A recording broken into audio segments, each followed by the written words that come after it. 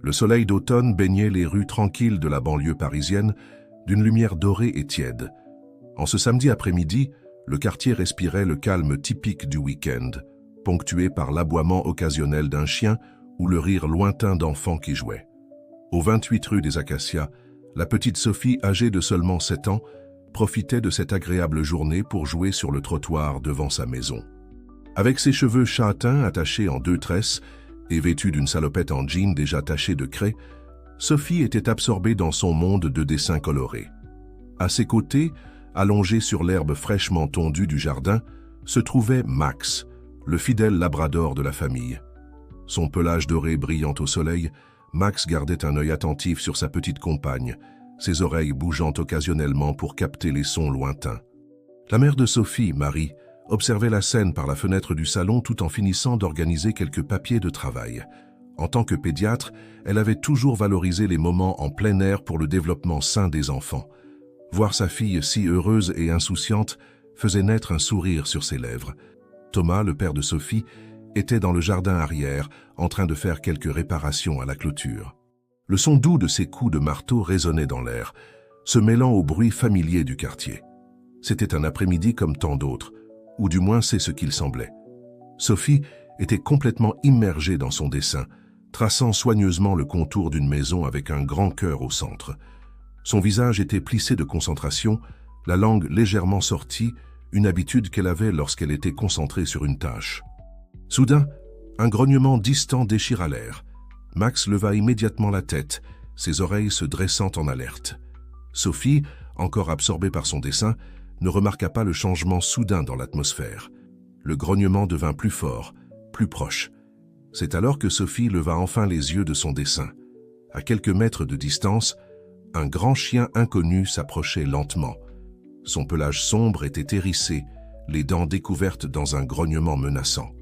Les yeux de l'animal étaient fixés sur Sophie, qui resta paralysée, la craie tombant de sa petite main. Le temps sembla ralentir. Sophie sentit son cœur s'emballer, mais elle ne pouvait pas bouger. La peur la clouait au sol, incapable de crier ou de courir. Le chien inconnu fit un pas de plus dans sa direction, le grognement s'intensifiant à chaque seconde. C'est à ce moment que Max passa à l'action. Avec un aboiement fort et déterminé, il bondit de l'herbe, se positionnant entre Sophie et le chien menaçant. Son pelage doré était hérissé, les dents découvertes, mais sa posture était purement défensive. Max n'était pas là pour se battre, mais pour protéger.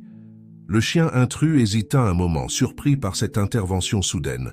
Profitant de cette hésitation, Max aboya à nouveau, cette fois plus fort et plus fermement. C'était un avertissement clair.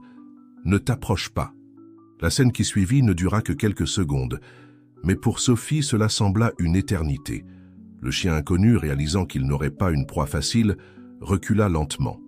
Max maintint sa position, n'avançant pas, mais ne cédant pas non plus un centimètre. Ses yeux étaient fixés sur l'intrus, son corps tendu et prêt à agir si nécessaire.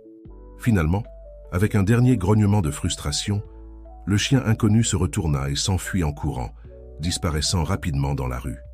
C'est seulement alors que Max se détendit, se tournant vers Sophie et léchant doucement sa main, comme pour lui dire que tout allait bien maintenant.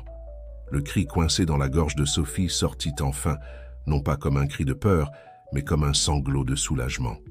Elle jeta ses bras autour du cou de Max, enfouissant son visage dans sa fourrure douce.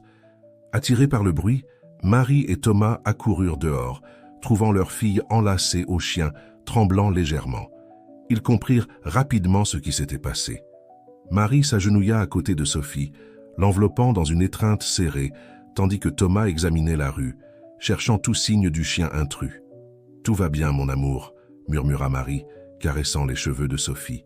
« Tu es en sécurité maintenant. » Thomas se joignit à l'étreinte, sa voix tremblant légèrement lorsqu'il parla. « Max nous a sauvés, n'est-ce pas? C'est notre héros. » Sophie acquiesça, toujours accrochée au cou de Max.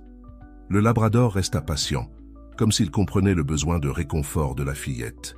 Dans les jours qui suivirent, la famille traita ce qui s'était passé. L'incident, bien qu'effrayant, avait révélé quelque chose d'extraordinaire à propos de Max. Ce n'était pas seulement son courage qui les impressionnait, mais la manière calme et contrôlée dont il avait géré la situation. Ce fut Marie qui souleva d'abord l'idée, Et si nous pouvions former Max pour aider d'autres personnes, suggéra-t-elle pendant le dîner quelques jours plus tard. Il existe des programmes de chiens d'assistance. Max a clairement le tempérament pour cela. Thomas acquiesça avec enthousiasme. Nous pourrions commencer par quelque chose de petit, voir comment il s'en sort. Sophie, qui depuis l'incident était encore plus attachée à Max, était excitée par l'idée. Max peut être un super-héros pour d'autres enfants aussi, demanda-t-elle, ses yeux brillants. La décision fut prise ce soir-là. Ils allaient explorer les possibilités de formation pour Max dans le but de le transformer en chien d'assistance certifié. Ce qu'ils ne savaient pas, c'est que cette décision ne changerait pas seulement la vie de Max, mais ouvrirait aussi des portes pour un projet beaucoup plus grand que ce qu'ils pouvaient imaginer.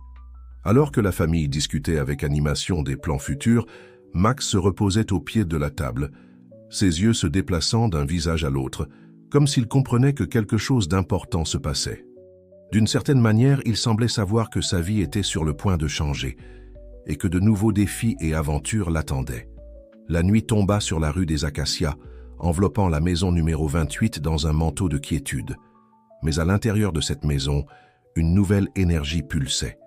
Une graine avait été plantée, une idée qui allait grandir et s'épanouir, touchant plus de vie qu'il ne pouvait le prévoir à ce moment-là. Et ainsi, avec Max couché aux pieds de Sophie alors qu'elle se préparait à dormir, le premier chapitre de ce nouveau voyage touchait à sa fin. Mais ce n'était que le début d'une histoire beaucoup plus grande, une histoire de courage, de compassion et du pouvoir transformateur de l'amour entre les humains et les animaux. Les semaines qui suivirent l'incident furent intenses, en recherche et en planification pour la famille Dupont. Marie, avec sa nature méthodique de médecin, se plongea dans des articles et des études sur les chiens d'assistance. Thomas, toujours pratique, commença à prendre contact avec des centres de formation à Paris. Pendant ce temps, Sophie observait tout avec un mélange d'excitation et d'appréhension, alternant entre des moments d'enthousiasme pour le futur travail de super-héros de Max et des instants d'inquiétude sur le temps qu'elle passerait loin de lui pendant la formation. Un dimanche après-midi, la famille se réunit dans le salon pour discuter des prochaines étapes. Max, comme s'il sentait l'importance du moment, s'allongea au centre de la pièce, ses yeux attentifs se déplaçant d'un visage à l'autre. « J'ai trouvé un centre de formation spécialisé dans les chiens d'assistance dans le quartier de Neuilly », commença Thomas, tenant quelques brochures. « Ils ont un programme de 6 mois, avec l'option d'une formation quotidienne ou en internat. » Marie acquiesça, feuilletant ses propres notes. « J'ai lu à leur sujet. Ils ont une excellente réputation. Mais 6 mois, c'est un engagement sérieux. Nous devons être sûrs que nous sommes tous prêts pour cela. » Sophie, assise sur le sol à côté de Max, enlaça le cou du chien. « Mais Max rentrera à la maison tous les jours, n'est-ce pas ?» Sa voix tremblait légèrement. Thomas s'agenouilla à côté de sa fille, posant une main sur son épaule. « Eh bien, mon amour, cela dépend du type de formation que nous choisirons. Si nous optons pour le régime quotidien, oui, Max rentrera à la maison tous les soirs. Mais si nous décidons de l'internat, il restera au centre pendant la semaine et rentrera à la maison le week-end. » Les yeux de Sophie se remplirent de larmes. « Mais je ne veux pas être loin de Max. » « Et s'il nous oubliait ?» Marie les rejoignit sur le sol, formant un cercle autour de Max. « Oh, chérie, Max ne nous oublierait jamais. Tu te souviens comment il nous a protégés? Cet amour ne disparaît pas juste parce qu'il sera loin pendant quelques jours. De plus, ajouta Thomas avec un sourire encourageant, pense à tous les autres enfants que Max pourra aider après sa formation. Il sera un héros pour beaucoup de gens, tout comme il l'est pour toi. » Sophie renifla, pensive. « Comme un vrai super-héros. » « Exactement, » acquiesça Marie. « Et tout super-héros a besoin d'entraînement, n'est-ce pas ?»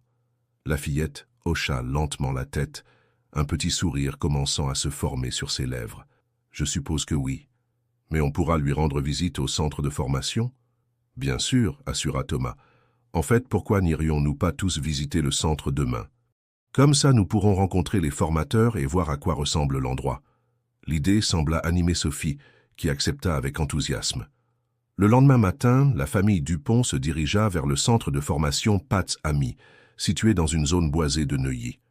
L'endroit était étonnamment spacieux avec de vastes espaces verts et des installations modernes. Ils furent accueillis par Claire, une formatrice expérimentée au sourire chaleureux. « Bienvenue à Pat's Amis », les salua-t-elle serrant la main de chacun. y compris celle d'une Sophie timide. « Et qui est ce beau garçon ?» demanda-t-elle, s'agenouillant pour saluer Max. « Voici Max », présenta Thomas. « Il a récemment protégé notre fille d'un chien agressif, et cela nous a fait penser à le former comme chien d'assistance. » Claire écouta attentivement pendant que la famille racontait l'histoire. Ses yeux brillaient d'un intérêt croissant. « Impressionnant », commenta-t-elle. « Max a démontré des instincts naturels de protection et de contrôle. C'est un excellent point de départ pour un chien d'assistance. » La formatrice les guida ensuite pour une visite des installations. Elle leur montra les zones d'entraînement, les chenils confortables où les chiens restaient pendant l'internat, et même une zone de socialisation où divers chiens jouaient sous surveillance. Sophie, initialement appréhensive, commença à s'animer en voyant à quel point les chiens semblaient heureux et bien soignés. Ses yeux s'écarquillèrent d'admiration en assistant à une démonstration d'un chien d'assistance aidant une personne en fauteuil roulant à ouvrir des portes et à ramasser des objets. « Waouh, Max va apprendre à faire tout ça ?» demanda-t-elle, impressionnée. Claire sourit. « Avec la formation adéquate, oui. Max a le potentiel pour apprendre diverses compétences d'assistance. » Pendant qu'il marchait, Claire expliqua le processus de formation. « Nous commençons par l'obéissance de base, puis nous progressons vers des tâches plus spécifiques.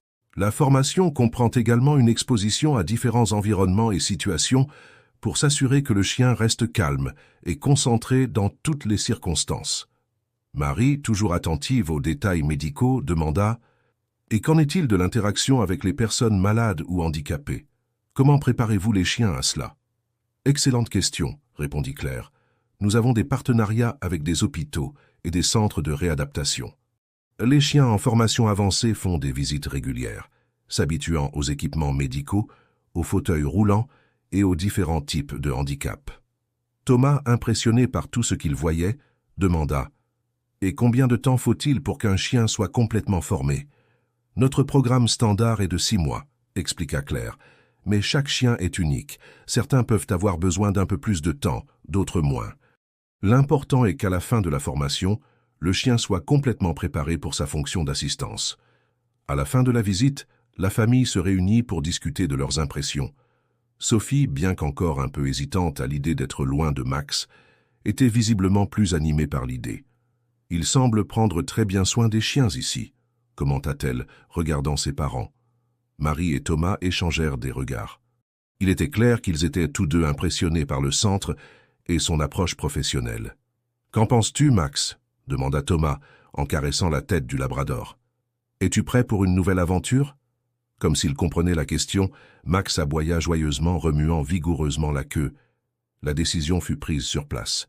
Max commencerait sa formation la semaine suivante, en régime d'internat. Bien que la perspective d'être séparée de lui pendant la semaine soit difficile, surtout pour Sophie, la famille savait qu'elle faisait le bon choix. Alors qu'ils se préparaient à partir, Marianne fit une dernière remarque qui resterait gravée dans leur mémoire. « Rappelez-vous, ce n'est pas seulement Max qui sera en formation. Vous, en tant que famille, allez aussi apprendre et grandir dans ce processus. C'est un voyage que vous ferez ensemble. » Sur le chemin du retour, la voiture était pleine d'un mélange d'émotions, attente, un peu d'anxiété, mais surtout un sentiment de but. Ils étaient sur le point de s'embarquer dans quelque chose de plus grand qu'ils ne l'avaient initialement imaginé. Ce soir-là, alors que Sophie se préparait à dormir, elle eut une longue conversation avec Max. Elle savait qu'il ne pouvait pas répondre avec des mots, mais ses yeux attentifs et ses hochements de tête occasionnels la faisaient sentir qu'il comprenait chaque mot. « Tu vas être incroyable, Max », chuchota-t-elle, le serrant fort dans ses bras. « Tu vas aider tant de gens. Je suis fière de toi. N'oublie pas de penser à nous, d'accord ?» Max répondit avec un coup de langue affectueux, comme s'il faisait une promesse silencieuse que, peu importe où il serait ou qui il aiderait, son cœur appartiendrait toujours à la famille Martin. Alors que la maison plongeait dans le silence de la nuit, il y avait une sensation palpable d'anticipation dans l'air. Un nouveau chapitre était sur le point de commencer, pas seulement pour Max, mais pour toute la famille. L'hôpital Saint-Luc ne le savait pas, mais il était sur le point d'accueillir un ange à 4 pattes, prêt à répandre l'amour, le réconfort et la guérison dans ses couloirs. Le premier jour de Max à l'hôpital Saint-Luc se leva ensoleillé, comme si le ciel lui-même voulait souhaiter la bienvenue aux nouveaux membres de l'équipe. La famille Martin se réveilla tôt, anxieuse et excitée. Sophie insista pour mettre un nœud bleu au collier de Max, pour lui porter chance, dit-elle. En arrivant à l'hôpital, ils furent accueillis par le docteur Hélène Dubois, la coordinatrice du programme de thérapie assistée par les animaux. Avec un sourire chaleureux, elle les guida à travers les couloirs d'un blanc immaculé. « Max sera principalement dans le service pédiatrique », expliqua le docteur Dubois. « Nous pensons que son énergie et son charisme seront particulièrement bénéfiques pour les enfants hospitalisés. » Pendant qu'il marchait, Sophie remarqua comment les gens réagissaient à la présence de Max. Les infirmières souriaient, les patients en fauteuil roulant tendèrent la main pour le caresser, et même les médecins pressés s'arrêtaient un moment pour admirer le labrador au pelage doré. « Vous voyez ?» Thomas chuchota à sa famille. « Max fait déjà la différence juste en étant ici. » En arrivant au service pédiatrique, ils furent présentés à l'équipe qui travaillerait directement avec Max. Parmi eux se trouvait Jean, un jeune infirmier enthousiaste qui serait le handler principal de Max pendant son séjour à l'hôpital. « Nous sommes très excités de travailler avec Max, » dit Jean, s'agenouillant pour saluer le chien. « Nous avons quelques enfants qui sont particulièrement impatients de le rencontrer. » La première patiente que Max visita fut Amélie, une fillette de 8 ans en traitement pour une leucémie. Quand Max entra dans la chambre, les yeux de la fillette s'illuminèrent d'une manière que ses parents n'avaient pas vue depuis des semaines. « Un chien !» s'exclama Amélie, sa voix faible mais pleine de joie. Avec une douceur surprenante, Max s'approcha du lit, posant sa tête à portée des mains d'Amélie. La fillette enfouit ses doigts dans le pelage doux de Max, et pendant un moment, tous dans la chambre purent voir le poids de la maladie se dissiper de son visage. Sophie, observant la scène, ressentit une émotion qu'elle ne pouvait nommer. C'était un mélange de fierté, de joie et d'une compréhension croissante de l'impact que Max pourrait avoir. Au fil de la journée, Max visita divers patients. Pour certains, il offrait un réconfort silencieux, se couchant à côté de leur lit. Pour d'autres, il exécutait des tours simples qui arrachaient des rires et des applaudissements. Dans chaque chambre où il entrait, il laissait derrière lui une traînée de sourires et de cœurs plus légers. À la fin de la journée, alors que la famille se préparait à partir, le docteur Dubois les aborda avec un sourire radieux. « Je ne peux pas exprimer à quel point Max a fait aujourd'hui, » dit-elle. « Nous avons vu des enfants qui ne souriaient pas depuis des jours s'animer. Des patients qui étaient réticents à faire de la physiothérapie se sont motivés à marcher juste pour pouvoir se promener avec Max. Il est vraiment spécial. » Sur le chemin du retour, la voiture était pleine d'une énergie différente.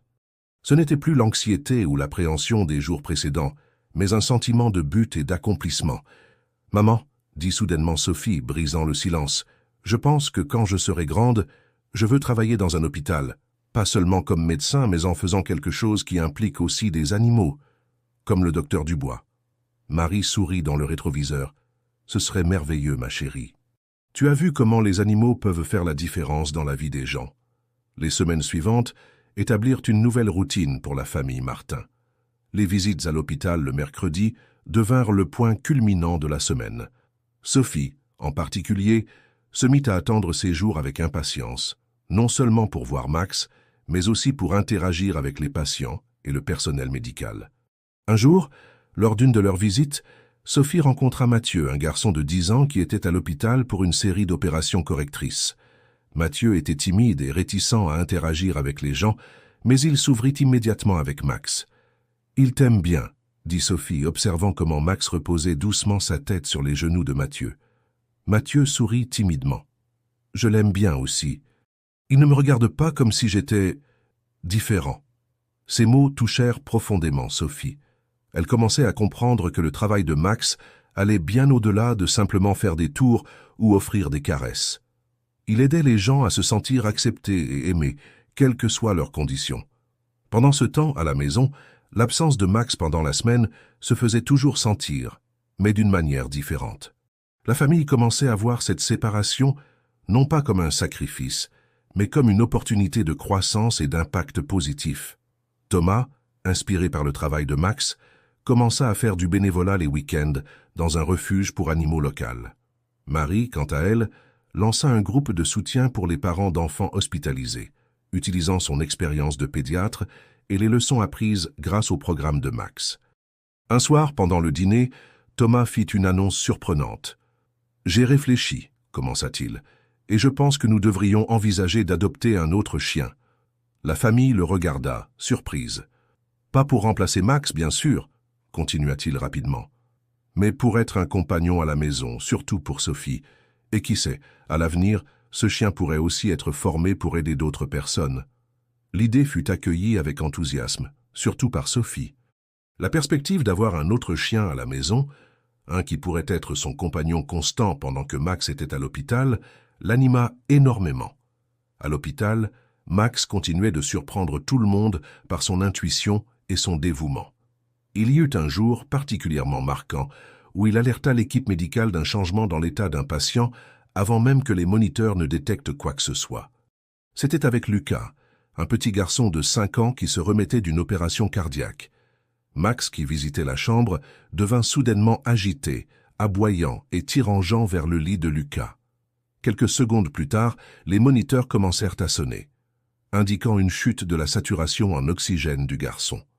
Grâce à l'alerte précoce de Max, l'équipe médicale put intervenir rapidement, évitant des complications sérieuses.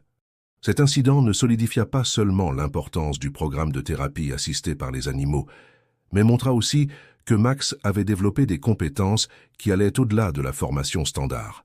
La nouvelle du 6e sens de Max se répandit rapidement dans l'hôpital.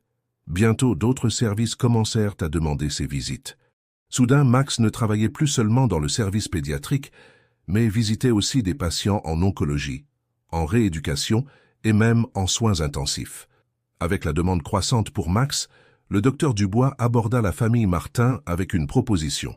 « Nous envisageons d'étendre notre programme de thérapie assistée par les animaux », expliqua-t-elle. « Nous aimerions utiliser Max comme modèle pour former plus de chiens. Cela signifierait qu'il passerait plus de temps à l'hôpital, mais aussi que nous pourrions aider encore plus de gens. » La famille se retrouva face à une autre décision difficile. D'un côté, l'idée que Max passe encore plus de temps loin de la maison était un défi. De l'autre, l'impact qu'il avait était indéniable et l'opportunité d'étendre ce travail était excitante. Après beaucoup de discussions, ils acceptèrent la proposition avec une condition. La famille voulait être plus activement impliquée dans le programme. Marie s'offrit pour donner des conférences sur les avantages de la thérapie assistée par les animaux. Thomas proposa d'aider avec la logistique et la planification. Et Sophie, Sophie avait ses propres plans. « Je veux être une dresseuse junior », annonça-t-elle avec détermination. « Je veux tout apprendre sur la façon de dresser des chiens de thérapie pour que quand je serai grande, je puisse le faire professionnellement. » Le docteur Dubois fut enchanté par l'enthousiasme de la famille. « C'est exactement le type d'implication dont nous avons besoin pour faire croître ce programme, » dit-elle. « Vous n'êtes pas seulement la famille de Max, vous faites partie intégrante de cette équipe. » Alors qu'ils se préparaient pour cette nouvelle phase, la famille Martin réfléchit à quel point leur vie avait changé depuis cet après-midi fatidique où Max avait protégé Sophie d'un chien agressif. Ce qui avait commencé comme un projet pour dresser un chien d'assistance s'était transformé en une mission qui touchait des centaines de vies. Max, bien sûr, restait inconscient de l'ampleur de son impact.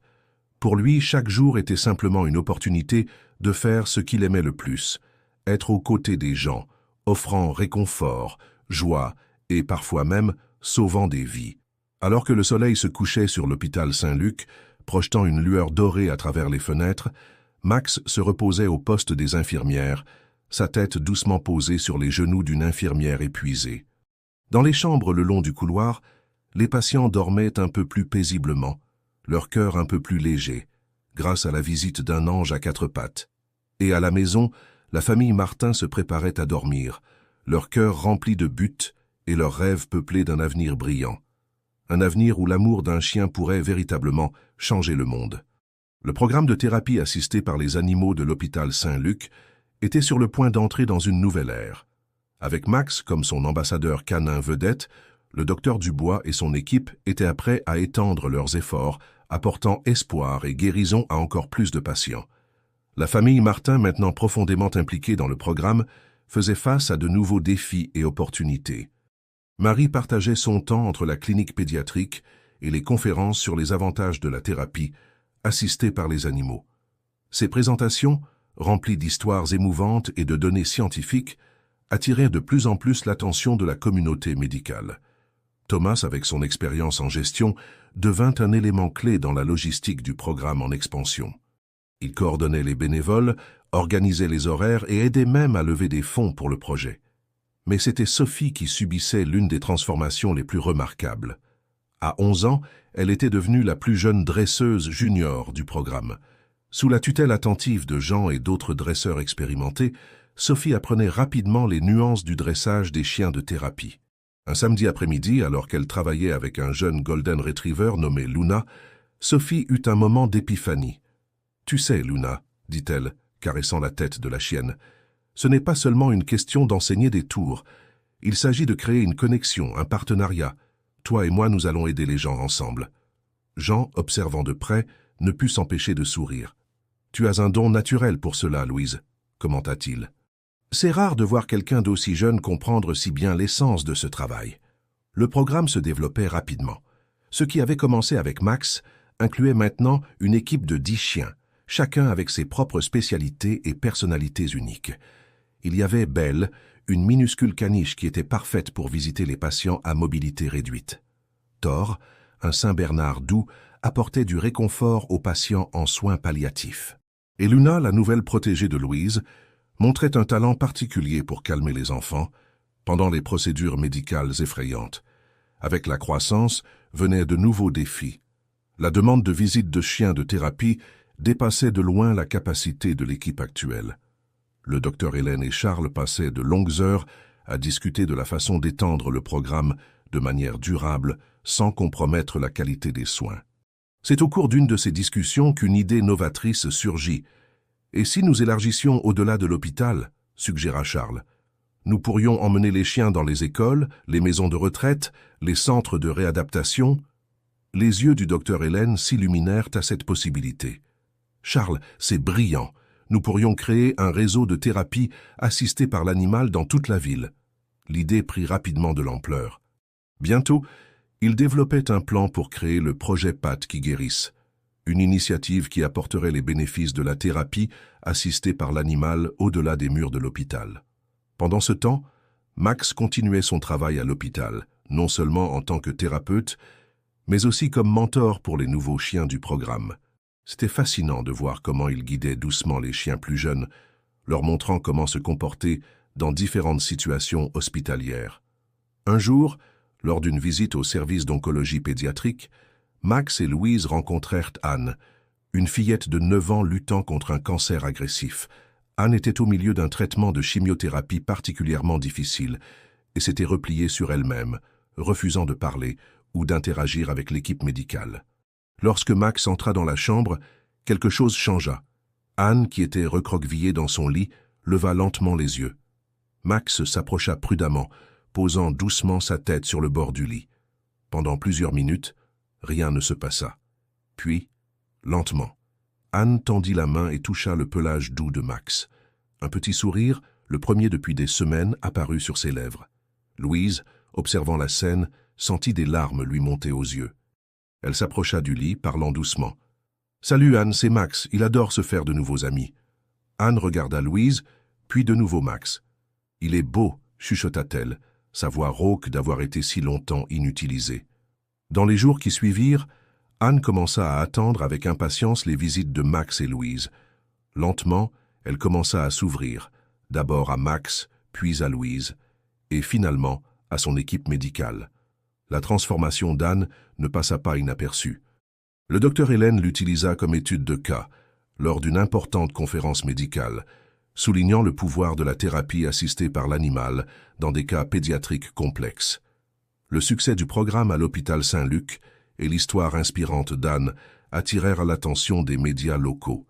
Bientôt, des journalistes commencèrent à apparaître, voulant couvrir le miracle canin qui se produisait.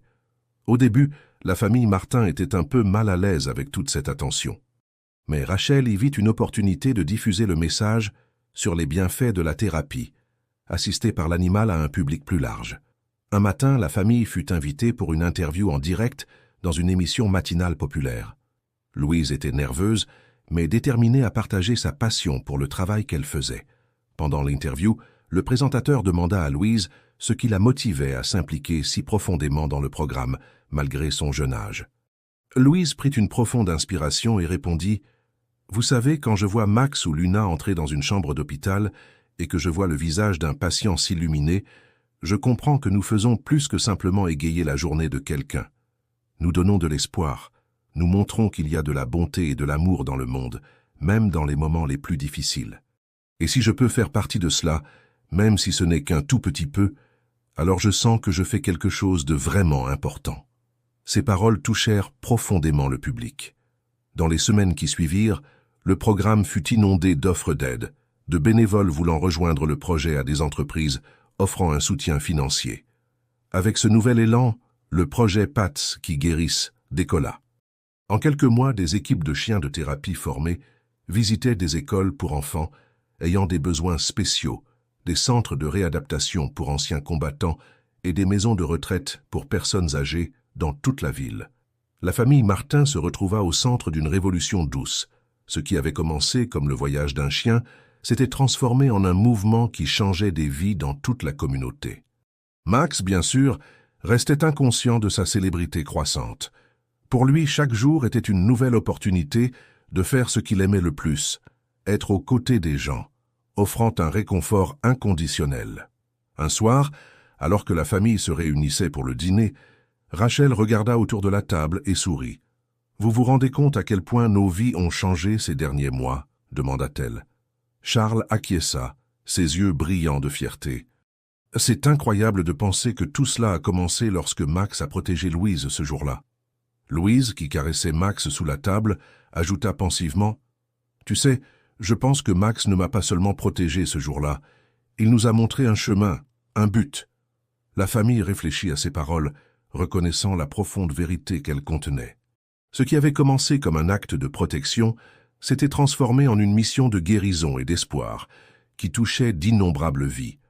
Alors que la nuit tombait sur la ville, la famille Martin se préparait pour une nouvelle journée de travail dans le projet PATS qui guérissent. Dans les hôpitaux, les écoles et les foyers de toute la région, des gens attendaient avec impatience la visite d'un ami poilu, apportant avec lui le pouvoir transformateur de l'amour inconditionnel.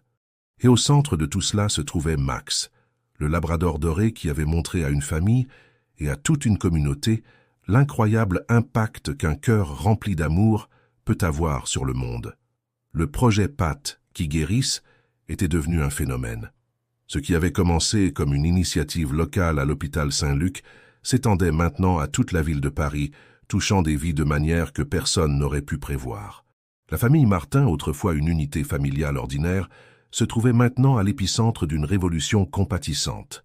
Louise, à 13 ans, était devenue une sorte de jeune célébrité.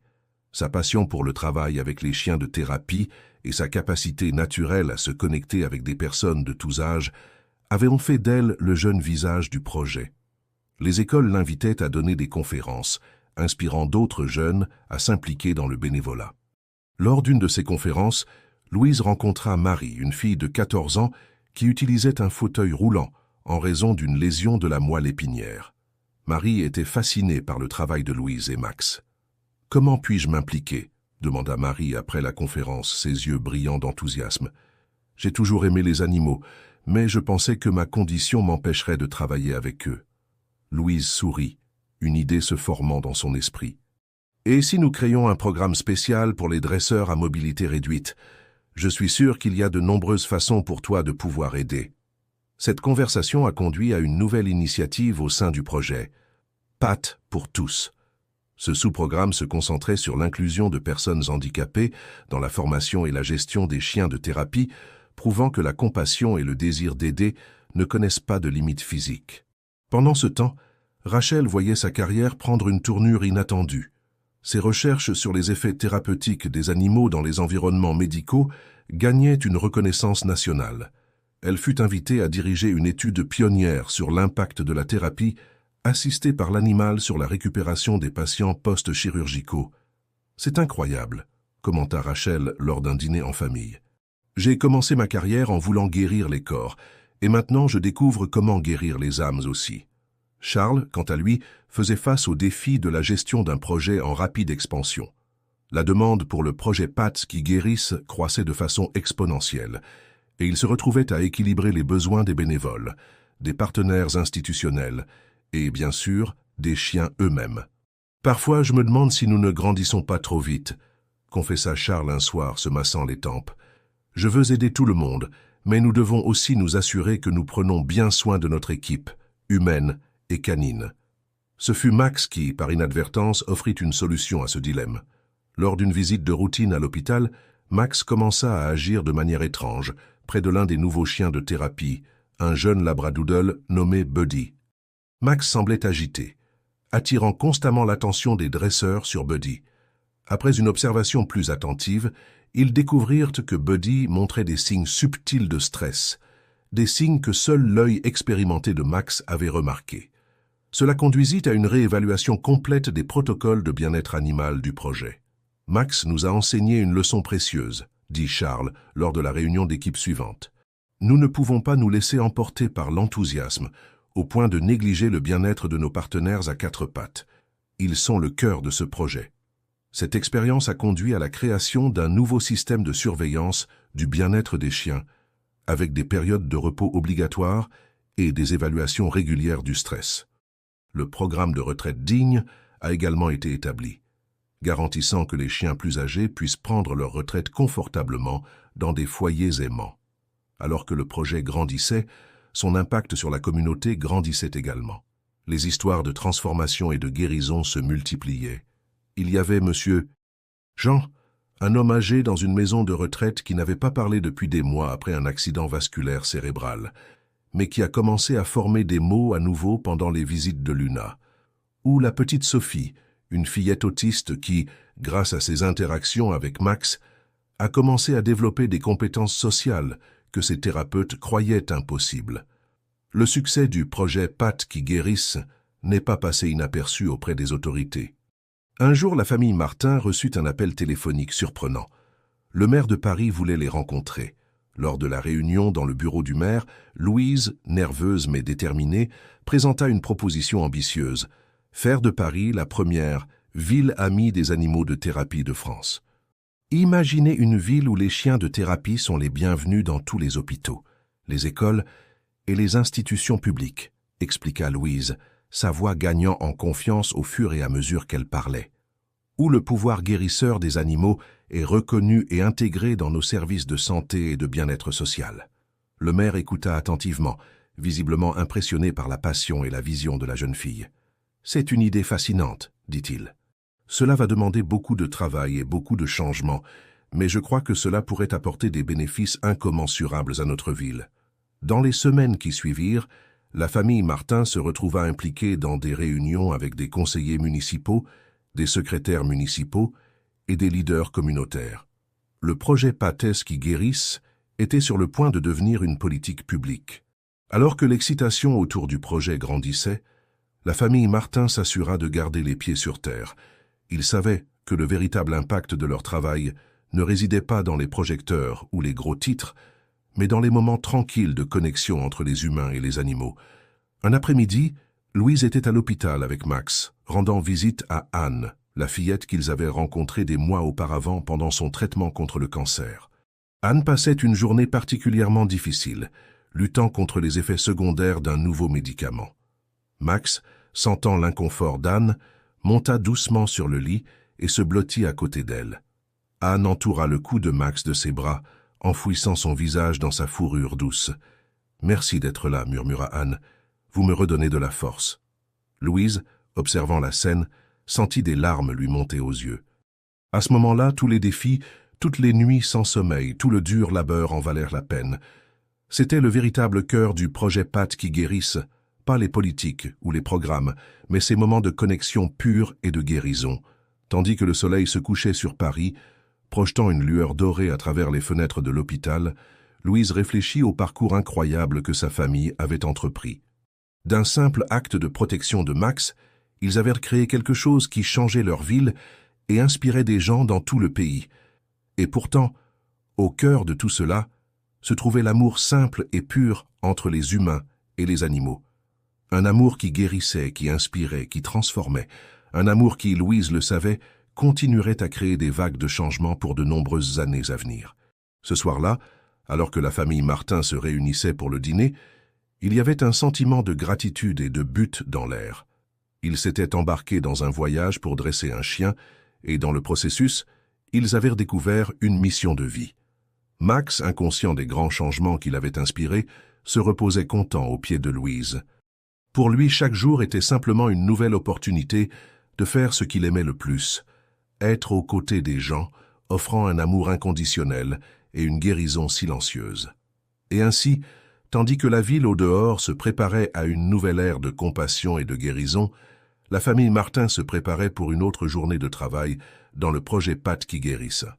Un projet qui avait commencé avec un chien, mais qui touchait maintenant d'innombrables vies, prouvant que parfois, les plus grands changements commencent par 4 pattes et un cœur plein d'amour. Au fil des mois qui suivirent, le projet Pat qui guérisse continua à croître et à évoluer.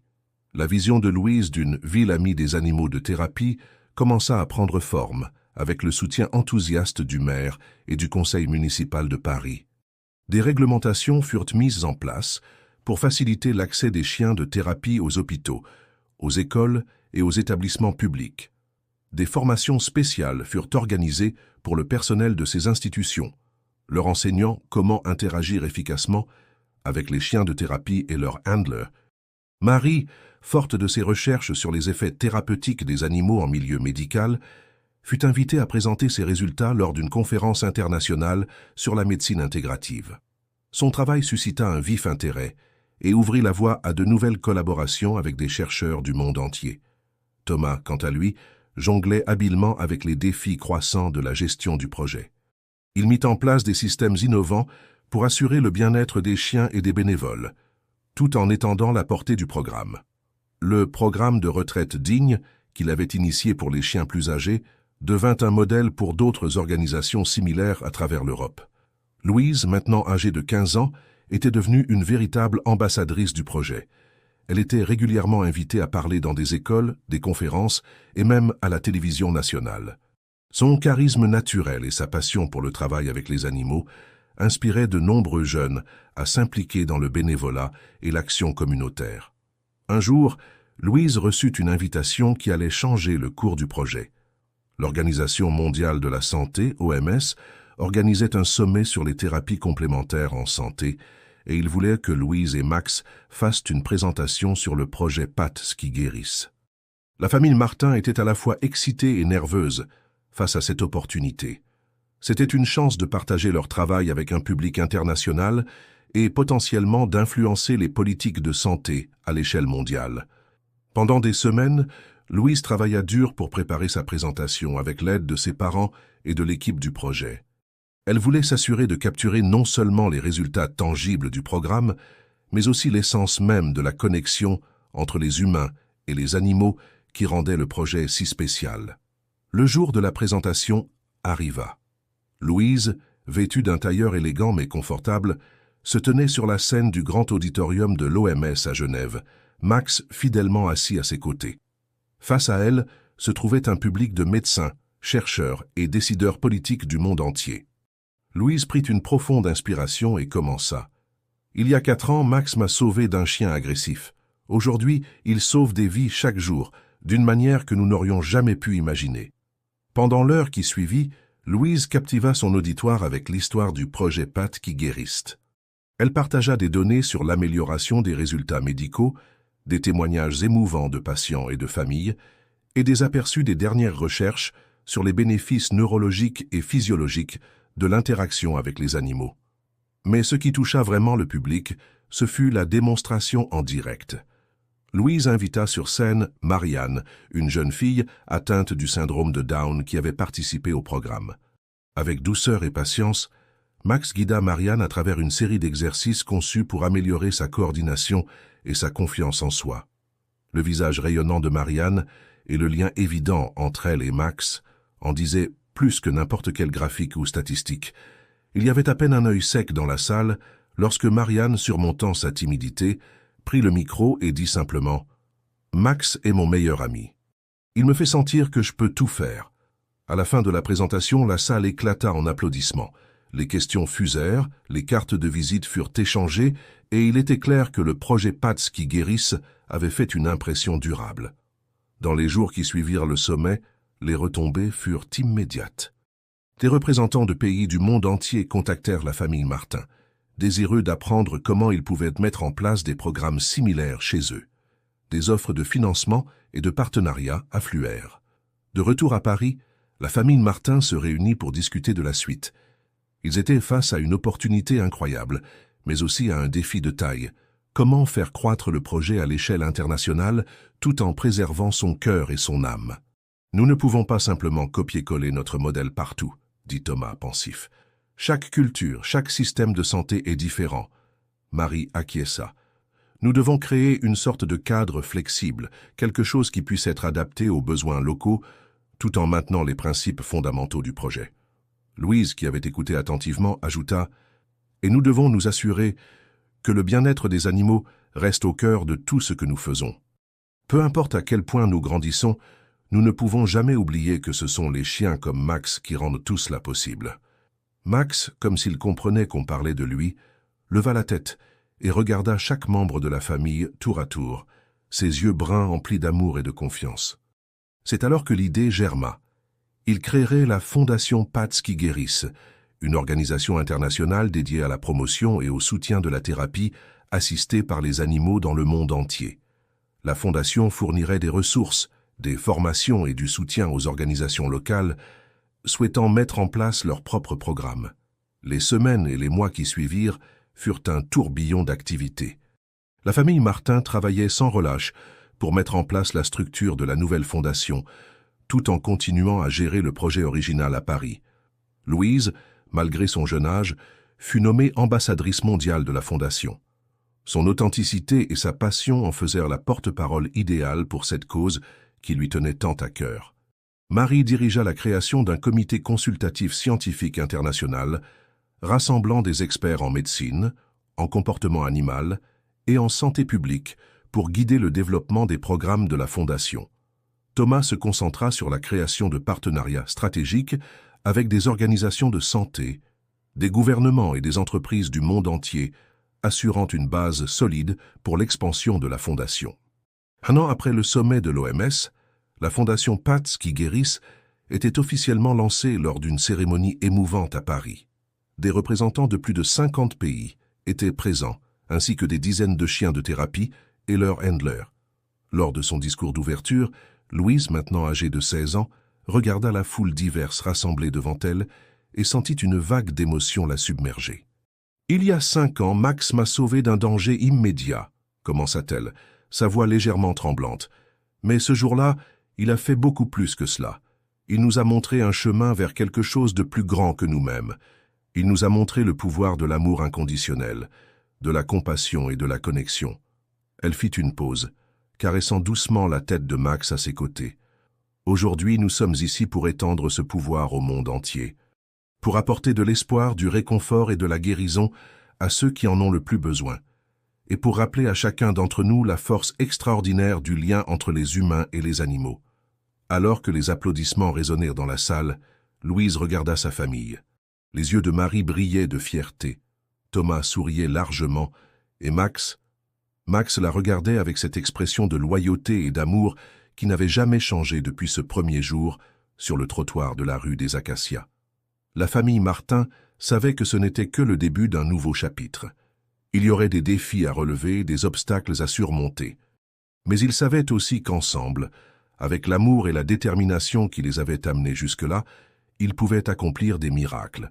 Pendant ce temps, dans des hôpitaux, des écoles et des maisons de retraite à travers Paris et au-delà, des chiens comme Max continuaient leur travail silencieux mais puissant, apportant des sourires aux visages fatigués, du réconfort au cœur lourd et un rappel constant que parfois la plus grande guérison vient de la connexion la plus simple, celle entre un humain et son ami à 4 pattes.